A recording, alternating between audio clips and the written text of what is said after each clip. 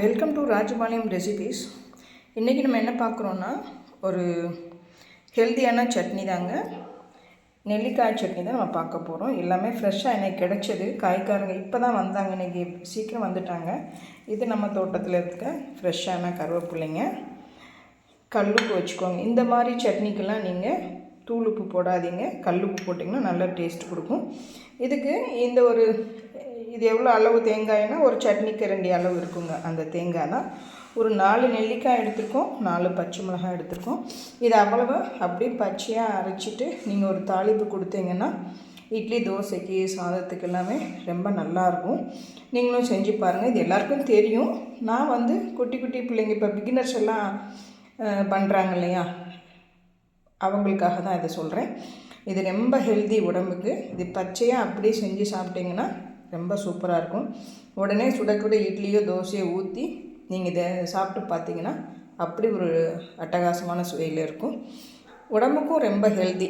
இந்த சின்னதாக நம்ம சொல்லி கொடுத்துட்டோம்னா பிள்ளைங்க சீக்கிரமாக ஈஸியாகவே கற்றுக்குவாங்க. அதனால தான் ரொம்ப ஈஸியாக இப்போ செஞ்சு எடுத்துகிட்டு வந்துடலாம்.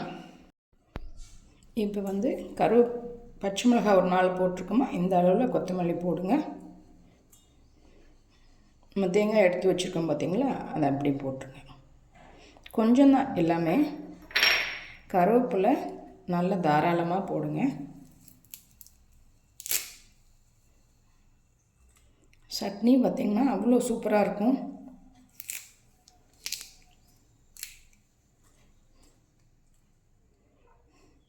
இதுக்கு கொஞ்சமாக உப்பு போட்டுக்கலாம்.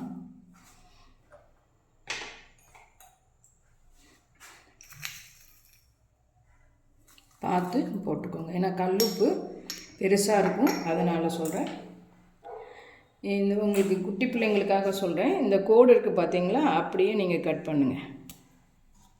கட் பண்ணிங்கன்னா நல்லா வந்துடும் உங்களுக்கு. அந்த ஒவ்வொரு கோட்லேயும் நீங்கள் இந்த மாதிரி கட் பண்ணிட்டீங்கன்னா நீங்கள் ஆசையாக செய்வீங்க. இங்கே பாருங்கள், இந்த எடுத்துட்டோன்னா இப்படி நல்லாவே வந்துடும். பார்த்திங்களா, அழகாக வந்துடுச்சு. அப்படியே போட்டுடலாம். இதே மாதிரி ஒரு 3 நெல்லிக்காய் போட்டுக்கலாங்க. இப்போ எல்லாம் போட்டாச்சு, அரைச்சி எடுத்துகிட்டு வந்துடலாம். சொல்ல மறந்துட்டேன், ஒரே 1 ஸ்பூன் நாட்டு சக்கரை போட்டுக்கோங்க, ரொம்பவே டேஸ்ட்டாக இருக்கும்.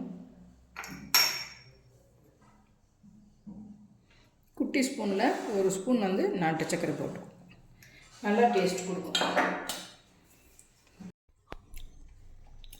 அரைச்சி எடுத்துகிட்டு வந்தாச்சுங்க.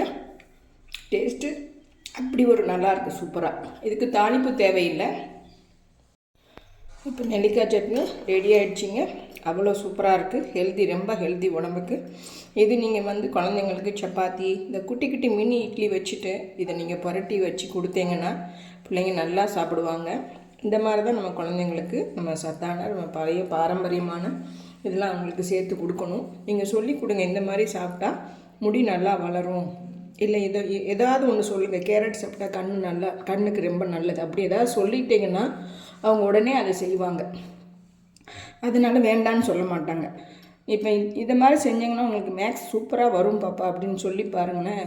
சரி கொடுங்க, நாங்கள் சாப்பிட்றோம் அப்படின்னு சொல்லி சாப்பிட்ருவாங்க. அதனால நீங்கள் ஒவ்வொன்றுக்கும் ஒவ்வொன்று சொல்லி அவங்களுக்கு ஊட்டிட்டிங்கன்னா அவங்க அதை நல்லா ஏற்றுக்கிட்டு நல்லா சாப்பிட்டு ஹெல்த்தியாக இருப்பாங்க. இதே மாதிரி செஞ்சு கொடுங்க குழந்தைங்களுக்கு. செஞ்சு கொடுத்துட்டு எனக்கு கமெண்ட் பண்ணுங்கள். தேங்க்யூ.